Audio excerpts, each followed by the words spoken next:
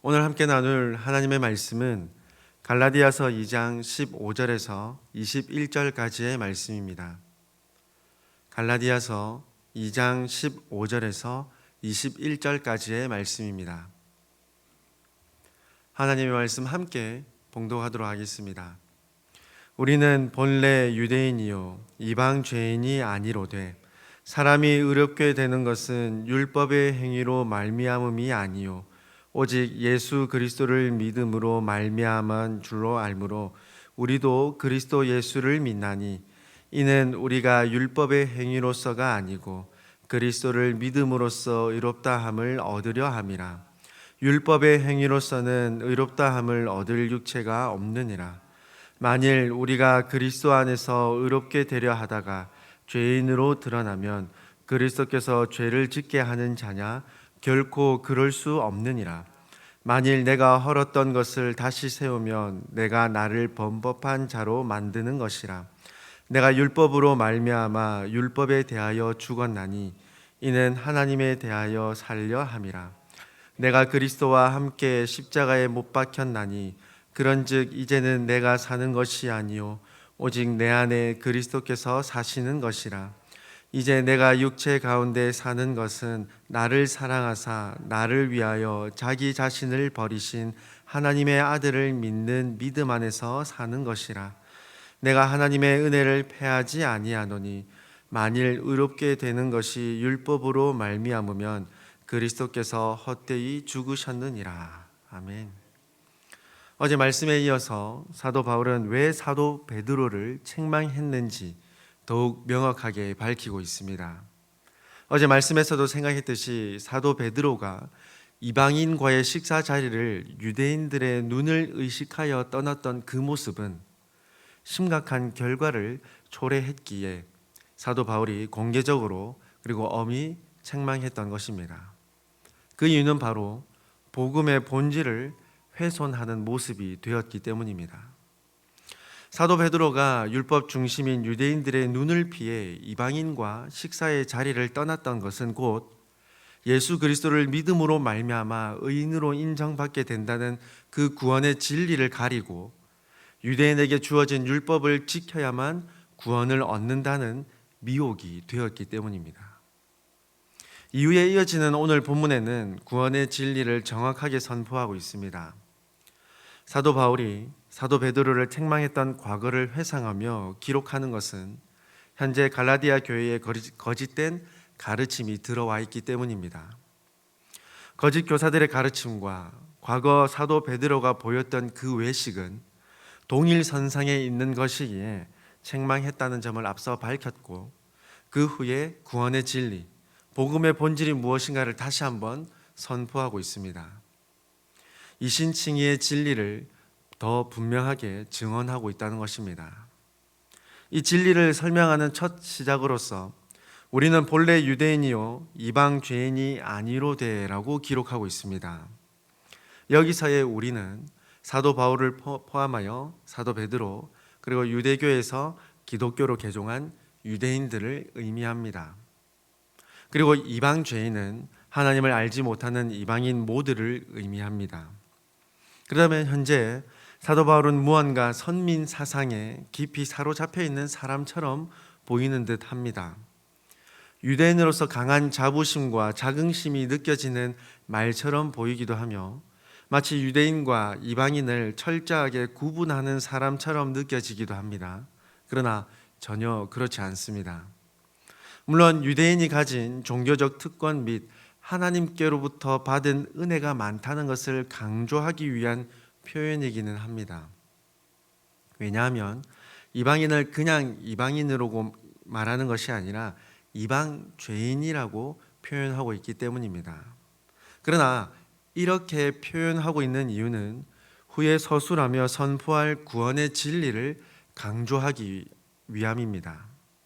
즉 유대인이 소유한 이 종교적 특권은 구원에 아무 소용이 없다는 점을 더욱 분명하게 드러내기 위함입니다. 이어지는 16절은 복음의 본질, 구원의 진리를 명확하게 선포하고 있습니다. 사람이 의롭게 되는 것은 율법의 행위로 말미암음이 아니요 오직 예수 그리스도를 믿음으로 말미암는 줄 알므로 우리도 그리스도 예수를 믿나니 이는 우리가 율법의 행위로서가 아니고 그리스도를 믿음으로써 의롭다함을 얻으려 함이라. 율법의 행위로서는 의롭다함을 얻을 육체가 없느니라. 앞서 생각했듯이 하나님의 은혜로 유대인에게 주어진 종교적 특권은 구원에 있어서 아무런 효력이 없다는 것입니다. 하나님께 택함 받은 백성으로서 하나님의 율법을 먼저 받은 은혜와 기쁨과 감사와 특권은 있겠지만 그리스도의 죽으심과 부활을 믿지 않는다면 아무 소용이 없다는 것입니다. 로마서에서 이 놀라운 구원의 진리를 다시 한번 발견할 수 있겠습니다. 로마서 3장 20절에서 22절 말씀입니다. 그러므로 율법의 행위로 그의 앞에서 의롭다 하심을 얻을 육체가 없나니 율법으로는 죄를 깨달음이니라. 이제는 율법 외에 하나님의 한 의가 나타났으니 율법과 선지자들에게 증거를 받은 것이라. 곧 예수 그리스도를 믿음으로 말미암아 모든 믿는 자에게 미치는 하나님의 의니 차별이 없느니라. 그러므로 이어지는 로마서 3장 27절에서 이렇게 선포합니다.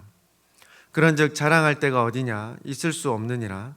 무슨 법으로냐 행위로냐 아니라 오직 믿음의 법으로니라. 당시 유대교에서 기독교로 개종한 유대인들은 오해하고 있었던 것입니다. 예수님을 구원자로 믿기는 하지만 하나님의 율법을 지키지 않는다면 구원을 얻을 수 없다는 것이죠.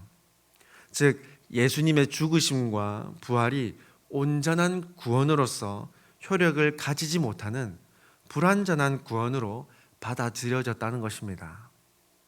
참 하나님이시면서 동시에 참 인간으로서 완성하신 영원한 구원의 효력을 깨닫지 못하고 오히려 무시하게 되는 안타까운 결과로 이어졌던 것입니다.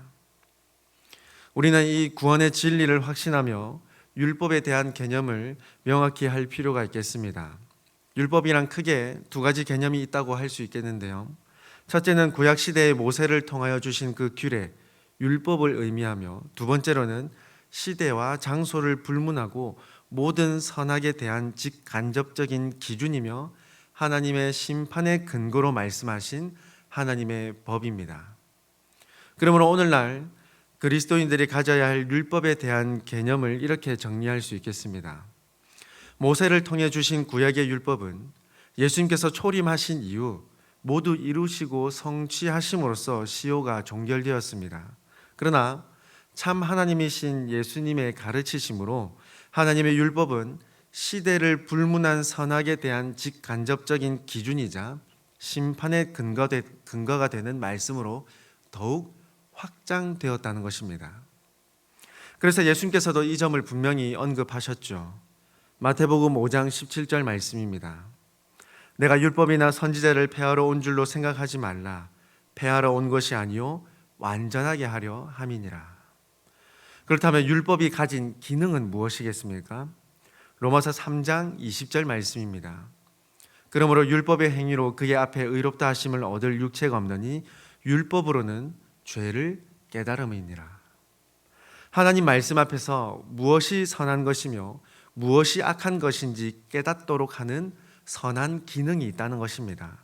단 율법을 사람이 온전히 지킬 수 없을 뿐더러 율법으로는 절대 구원을 얻을 수 없다는 점을 가르쳐 주시고 있는 것입니다. 그러므로 율법을 통해 깨닫게 되는 것은 죄 용서함을 받는 것, 의롭게 되는 유일한 방법은 사람의 능력, 사람의 힘이 아니라 오직 하나님께서 베풀어 주시는 전적인 은혜밖에 없다는 것을 깨닫게 한다는 것입니다. 그러므로 사람이 소망하고 바라고 기대할 수 있는 것은 하나님의 은혜밖에 없다는 것이죠. 그래서 오늘 본문 16절에 기록되고 있듯이 사람이 의롭게 되는 것은 오직 예수 그리스도를 믿음으로 말미암는다. 율법의 행위로서가 아니라 그리스도를 믿음으로써 의롭게 함을 얻는다라고 계속해서 구원의 그 진리, 복음의 본질을 강조하고 있는 것입니다. 그러므로 유대인이나 이방인이나 누구든지 믿음의 법이 유일한 구원의 길이 된다는 것입니다. 이어지는 17절에서는 이신칭의를 주장하는 사도 바울에 대한 반문을 예상하며 사도 바울이 가르침을 이어가고 있습니다. 17절의 질문은 이렇습니다. 믿음의 법을 의지하며 그리스도를 믿고 있다가 결과적으로 율법에 의하여 죄인으로 판명된다면 어떻게 되는가? 이 질문을 바꾸어 본다면 이렇게 표현할 수 있겠습니다. 율법의 행위가 아니라 믿음으로 구원받는다는 것은 대단히 위험하다. 인간의 도덕적 책임감을 약화시키며 선행이 필요 없는 것으로 만든다. 율법을 범하도록 하는 것은 율법을 폐기하는 처사이다 라는 말과 동일합니다. 이와 같은 주장으로 반문하는 것은 바로 사람의 방종입니다.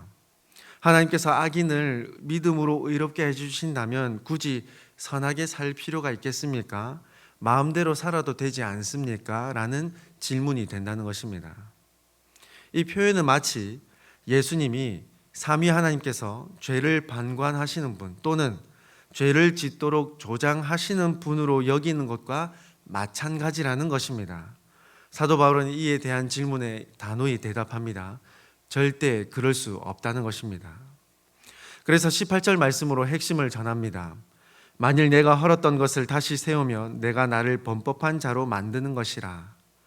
18절 말씀의 뜻은 그리스도를 믿음으로 폐하였던 그 율법 조항들을 나 자신의 구원을 위해 다시 지키려고 애쓰며 율법에 대하여 의인인 것처럼 보여지는 것이 바로 진짜 범죄다라는 뜻입니다. 즉 예수님은 결단코 죄를 짓는 분 또는 죄를 짓도록 하시는 분이 아니시며 믿음에서 떠나 다시 율법주의적 삶으로 빠지는 것이 곧 진짜 범법자가 된다는 것입니다. 죄를 조장하는 사람이 되고 만다는 것입니다. 이후 20절 말씀으로 중요한 고백을 이어가고 있습니다. 내가 그리스도와 함께 십자가에 못 박혔나니 그런즉 이제는 내가 사는 것이 아니요 오직 내 안에 그리스도께서 사시는 것이라. 이제 내가 육체 가운데 사는 것은 나를 사랑하사 나를 위하여 자기 자신을 버리신 하나님의 아들을 믿는 믿음 안에서 사는 것이라. 예수 그리스도께서 십자가에 못 박혀 죽으신 것은 율법에 대하여 완전히 죽었음을 의미합니다. 그런데 이 못 박히심은 단번에 드린 이 희생 제사는 영원한 제사입니다. 예수님을 믿음으로 예수님 안에 속하게 된 그 신비한 연합을 두고 사도 바울은 이렇게 고백하죠. 내가 그리스도와 함께 십자가에 못 박혔나니. 예수님의 죽으심은 믿는 성도들에게 율법과 죄에 대한 죽음과 동시에 율법과 죄에 대한 해방이 선포되는 것이라는 말씀입니다. 그래서 이어서 고백하기를 내가 사는 것이 아니요 오직 내 안에 그리스도께서 사시는 것이다 라는 고백이 이어지는 것이죠. 나의 자, 나의 본성, 나의 욕망, 나의 욕심이 나를 주도하는 것이 아니라 성도 안에 살아 역사하시는 예수님께서 주도하신다. 성도의 삶을 인도하신다라는 고백입니다. 즉 예수님이 성도의 삶의 참된 주인이시라는 고백인 것이죠. 성도의 삶의 참된 주인이 예수님이시라면 이후의 삶은 어떤 삶이 되겠습니까? 이제 내가 육체 가운데 사는 것은 나를 사랑하사 나를 위하여 자기 자신을 버리신 하나님의 아들을 믿는 믿음 안에서 사는 것이라. 예수님을 믿고 난 이후로부터는 이 땅에서의 삶은 나 자신의 정욕과 나 자신의 주장대로 살아가는 것이 아니라 죄인을 위하여 대속 제물이 되어주신 예수 그리스도를 위한 삶이 된다는 것입니다. 사도 바울은 바로 그 믿음으로 본인 자신이 살아가고 있다고 고백하고 있는 것입니다. 그리고 21절의 말씀으로 다시 분명하게 언급합니다. 하나님께서 예수님을 통하여 베푸신 구원의 놀라운 그 진리, 그 은혜를 저버리지 않을 것을 단호히 선언하고 있습니다. 그리고 하나님의 율법으로 의롭게 된다면 예수님께서 죽으신 것이 헛된 일이다라는 말을 전함으로써 율법으로 돌아가려는 일은 예수님의 십자가를 헛된 것으로 여기고 부인하게 되는 일이라는 것을 단호하게 선언하고 있습니다. 또한 하나님께서 주시는 전적인 은혜마저도 또 거부하며 부인하게 되는 것임을 강조하는 것이죠. 사랑하는 우리 성도 여러분, 오늘 말씀에서도 기록되고 있듯이 오직 믿음의 법으로만 구원받을 수 있습니다. 예수님 외에는 다른 복음이 없습니다. 주위를 둘러보면 이를 부인하며 또 부정하고 미혹하는 모습들과 목소리들을 자주 접합니다. 이단, 거짓 교사들의 잘못된 가르침들이 우리 주위에 많습니다. 또한 예수 그리스도의 이름을 의지하는 것이 아니라 유한하며 잠깐 있을 이 땅의 가치를 의지하도록 유혹하는 것들도 참 많이 있습니다. 그러나 우리는 이 가운데 담대히 확신해야 합니다. 저와 여러분은 예수님을 믿는 믿음으로 구원받았습니다.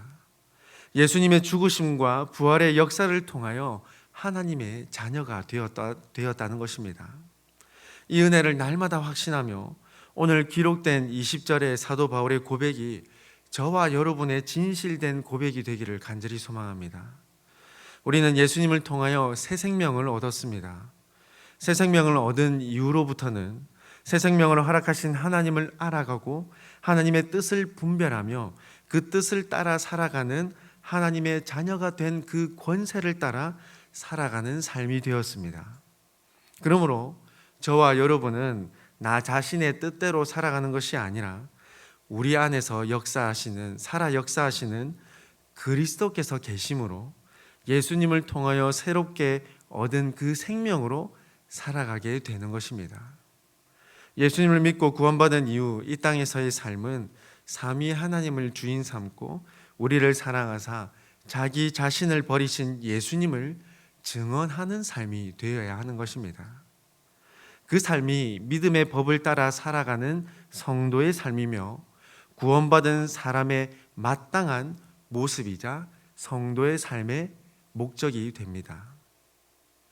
우리는 죽어 마땅한 존재, 당연히 죽어야만 하는 존재이지만 더 이상 죽음을 두려워하지 않게 되었습니다. 왜냐하면 예수님을 믿는 그 믿음으로 우리의 죽음은 더 이상 하나님의 심판이 되지 않기 때문입니다. 예수님께서 보이신 부활을 우리는 소망할 수 있게 되었다는 것입니다. 예수님의 부활은 믿는 성도들이 경험하게 될 부활의 첫 열매, 보증이 되기 때문이죠. 오직 믿음으로 구원받았음을, 그 크고도 놀라운 하나님의 사랑을 다시 한번 담대히 확신하며 저와 여러분 삶 가운데 기쁨과 감사가 날마다 넘쳐나며 하나님과 더욱더 친밀하여지기를 소망합니다. 하나님께서 베푸신 그 은혜와 그 역사를 따라 저와 여러분 안에서 살아 역사하시는 예수 그리스도가 주인 되시는 삶을 살아가기를 간절히 소망합니다. 함께 기도드리겠습니다. 사랑과 자비가 풍성하신 하나님 아버지, 오늘도 하나님의 말씀을 묵상하며 하나님의 은혜를 돌이켜 볼 수 있도록 인도하여 주심에 감사드립니다. 오직 믿음의 법으로 하나님의 자녀가 될 수 있다는 진리, 구원의 본질을 깨닫고 우리를 구원하신 삼위 하나님의 은혜를 늘 의지하며 살아가는 우리 모두가 되게 하여 주시옵소서. 하나님께로부터 무한하신 은혜를 받은 사람으로서 하나님의 사랑을 온전히 증거할 수 있는 참 성도 되게 하여 주시옵소서. 하나님께서 우리에게 계시하여 주신 그 말씀에 순종하는 모습으로 살아계신 삼위 하나님의 능력과 은혜를 온전히 증거할 수 있도록 인도하여 주시옵소서. 우리를 구원하신 삼위 하나님의 은혜를 의지하며 오늘 하루를 시작하오니 항상 동행하여 주시옵소서. 몸과 마음, 영혼의 회복을 두고 기도하는 성도들의 기도에 응답하여 주시어 진정한 회복과 치유를 경험하게 하시고 또한 여러 가지 슬픔과 아픔으로 하나님 앞에 간구하는 모든 성도들의 마음 또한 위로하시고 평안을 더하여 주시옵소서. 그래야 해서 무한하신 은혜를 베풀어 주시는 하나님의 그 사랑과 그 능력을 찬양하는 아름다운 성도 되게 하여 주시옵소서. 우리의 참 구원자이시며 우리의 참 목자 되시는 하나님 앞에 감사드리오며 우리의 생명이시며 부활되시는 예수님의 이름으로 기도드리옵나이다. 아멘.